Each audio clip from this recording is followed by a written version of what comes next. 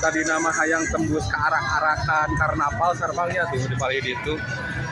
Itu teu bisa soalnya naon antusias warga Cicalengka itu anu segitu membeludakna turun ke jalanan hayang ningali karnaval memperingati HUT RI yang ke-81 di 17 Agustus 2026. Saya tuh bisa nembus kadinya sareng hayang ningali arak-arakanana nya akhirna nya bawa ulin budak we di dieu di alun-alun Cicalengka. Budak nu gede main skuter. Ieu budak nu leutik main takol-takolan. Nah, nuju anteng. Ya. Anu wajib kudu diapresiasi mah kantor pemerintahan serta jajarannya ya, dari mulai kecamatan, desa, kepolisian, polsek, babinsa, linmas, dan seluruh Karang Taruna yang ada di Kecamatan Cicalengka wajib diapresiasi Sarma, karena udah berani memberikan izin karnaval ini diselenggarakan di Cicalengka, di mana di Kecamatan Cikanjung tidak ada ya Sarma, karena mungkin ada beberapa faktor urgensi yang sudah dikaji kenapa di Cikanjung nggak bisa diadakan karnaval, sehingga sayanya ayeuna ka Cicalengka gitu main nah. Iya budak anu ageng asli ya.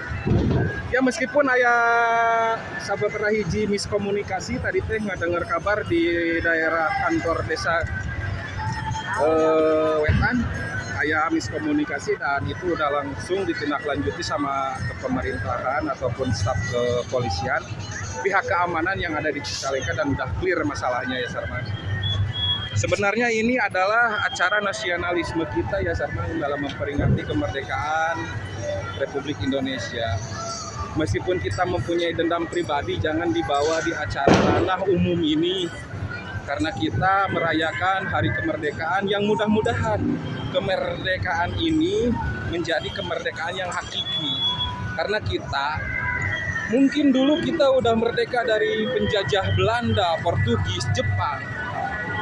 Sebenarnya kita masih dijajah, yaitu dijajah oleh pihak asing dalam segi ekonomi. Mudah-mudahan kedepannya dalam rangka penyambutan kemerdekaan yang ke-81 HUT RI ini, Indonesia bisa merdeka dalam segi ekonomi, akhlakul karimah masyarakat dan pemimpin. Begitu kultur-kultur yang ada di Cicalengka ataupun se-Indonesia ini bisa tetap terjaga nyaman.